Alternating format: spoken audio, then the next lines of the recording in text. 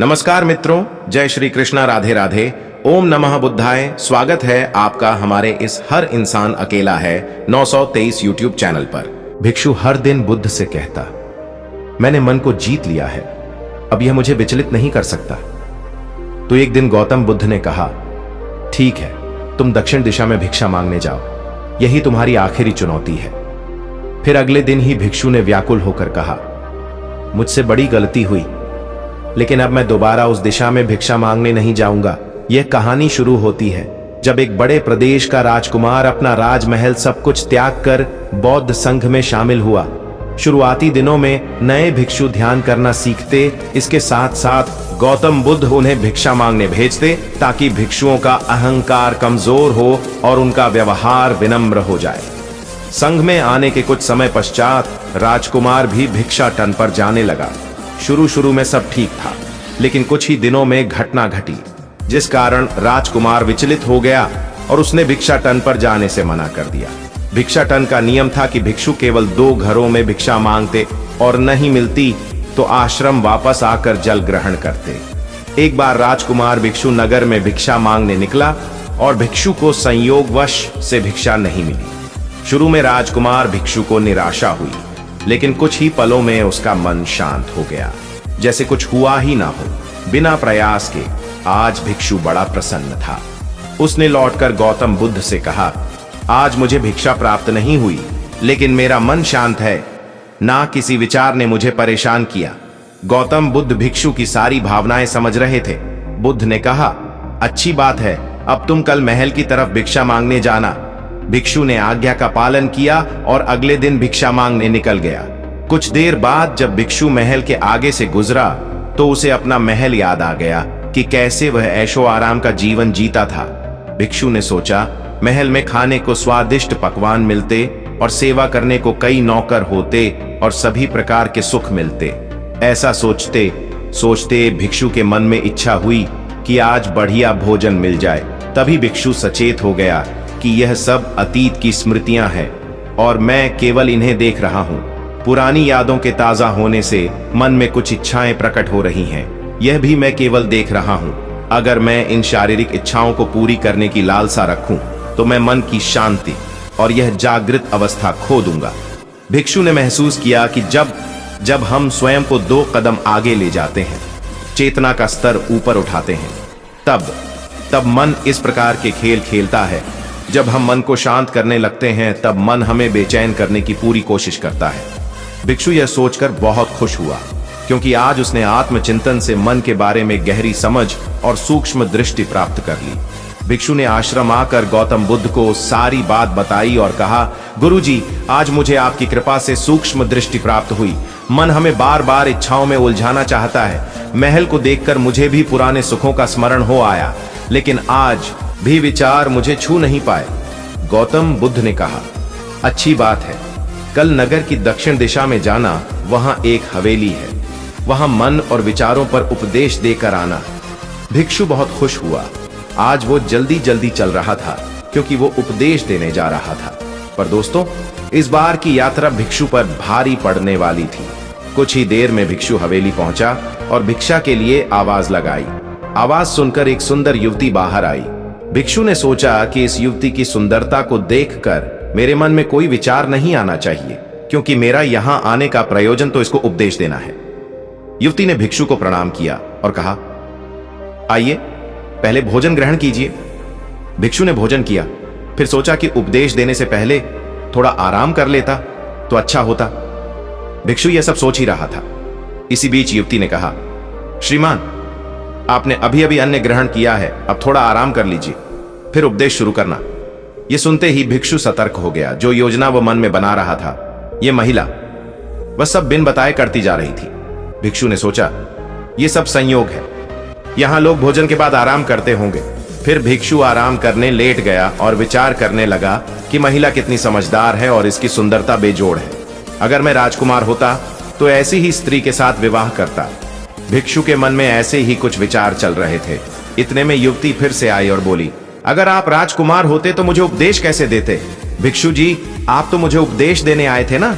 युवती का इतना कहते ही भिक्षु को स्पष्ट हो गया कि युवती तो मन पढ़ सकती है, भिक्षु घबरा गया और हाथ जोड़कर पूछा, क्या आप मेरा मन पढ़ सकती हैं? युवती ने कहा, क्षमा कीजिए, ध्यान करते करते मेरा मन शांत हो गया है, इसलिए बड़ी आसानी से मुझे दूसरों के विचार अपने आप महसूस हो जाते हैं, उनकी भावनाएं समझ आ जाती हैं। जब भिक्षु ने सुना तो उसके पैरों तले जमीन सरक गई। फिर बिना कुछ बोले भिक्षु तत्काल आश्रम की ओर चल पड़ा। रास्ते में चलते हुए भिक्षु का दिमाग फटा जा रहा था, उसकी बेचैनी बढ़ गई थी।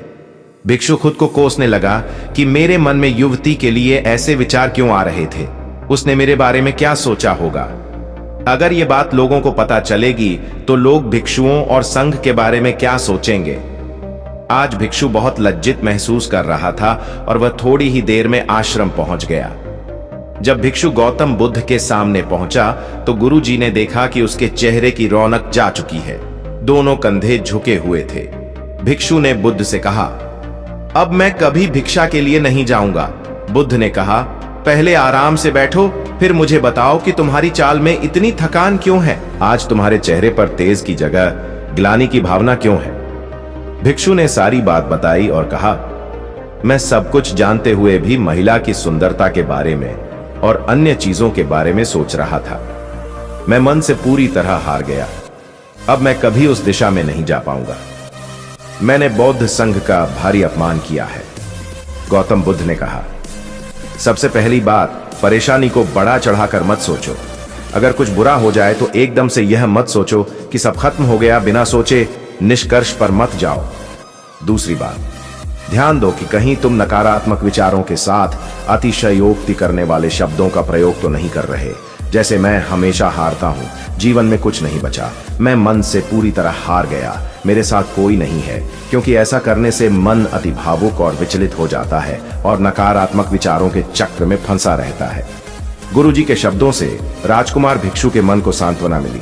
भिक्षु ने पूछा, अगर मैंने अपने मन को जीत लिया था तो फिर मन ने मुझे परेशान क्यों किया? गौतम बुद्ध ने कहा, सबसे पहले यह समझो कि विचार पैदा कैसे होते हैं। पहले बाहर कुछ हुआ, फिर उस घटना के प्रति अंतर्मन ने प्रतिक्रिया की। इस कारण शरीर में भावना या सनसनी पैदा हुई। फिर इस सेंसेशन या फीलिंग के प्रति तुम्हारे सचेत मन ने यानी कॉन्शियस माइंड ने प्रतिक्रिया की।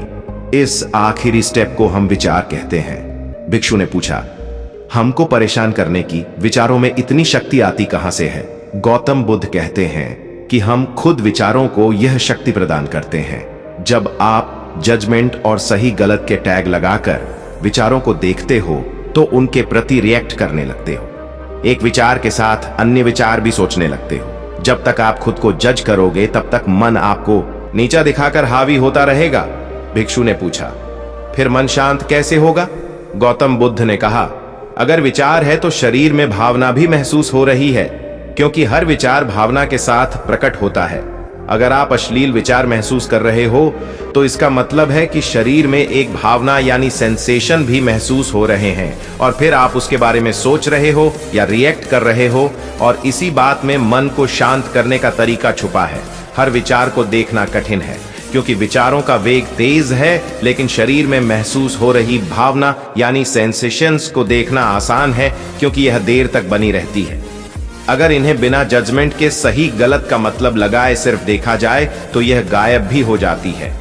तब मन के पीछे जो शांति है वो प्रकट होती है और उस शांति में एहसास होता है कि मन हमारा कुछ नहीं बिगाड़ सकता। हमारा अंतर्मन कैसे ठीक होता है? नॉन जजमेंट से अगर हम किसी भी इंसान या घटना या फिर अपने मन को बिना जजमेंट के देखते हैं तो मन के साथ साथ अंतर्मन अपने आप स्वस्थ और शांत होने लगता है। अगर तुमने मात्र यह देखा होता कि इस औरत के प्रति विचार केवल मेरे अंतर्मन के कारण है और यह मैं केवल देख रहा हूं, मन में बहुत कुछ चल रहा है लेकिन मैं सांस के प्रति सचेत हूं, मैं शरीर में होने वाली प्रतिक्रिया को देख रहा हूं, तब भी तुम सचेत होकर दृष्टाभाव में लौट आते। मन के पीछे जो शांति है वह हमारी सबसे बड़ी ताकत है। हम बड़ी आसानी से विचारों को शांत कर सकते हैं और एक दिन यह जान सकते हैं कि किसी भी प्रकार का विचार चिंता असल में इस शांति को पार नहीं कर सकता। हम हमेशा विचारों से अछूते हैं। गौतम बुद्ध कहते हैं, तुम याद रखो, विचार तुमसे हैं, तुम विचारों से नहीं। तुम हमेशा ही अपने विचारों से शक्तिशाली हो। अपने डरों और चिंताओं से शक्तिशाली हो। अब तुम अगले 7 दिन युवती के घर भिक्षा मांगने जाओगे और ध्यान रखना, अपने विचारों को जज मत करना। अच्छे बुरे विचार केवल तुम्हारा द्वार खटखटाते हैं। तुम केवल इतना याद रखना कि तुम वह शांति हो जिसमें सब प्रकट हो रहा है। अगले दिन भिक्षु पूरे मार्ग जागृत होकर चला। महिला के घर जाने से पहले थोड़ी घबराहट हुई, लेकिन भिक्षु दृष्टा भाव में बना रहा।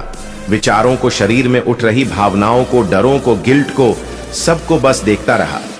जब वापस लौटा तो वह पूरी तरह शांत था। आज उसमें मैंने मन को जीत लिया है, यह अहंकार भी नहीं था। आज उसने सही मायनों में मन को पार कर लिया था। तो मित्रों, वीडियो अगर आपको अच्छी लगी हो तो मित्रों वीडियो को शेयर, लाइक, कमेंट जरूर करें। और मित्रों, अगर आप हमारे इस चैनल पर नए हैं तो कृपया चैनल को सब्सक्राइब जरूर करें और सच्ची श्रद्धा से कमेंट बॉक्स में जरूर लिखें। जय श्री कृष्णा, राधे राधे। वीडियो को अंत तक देखने के लिए धन्यवाद।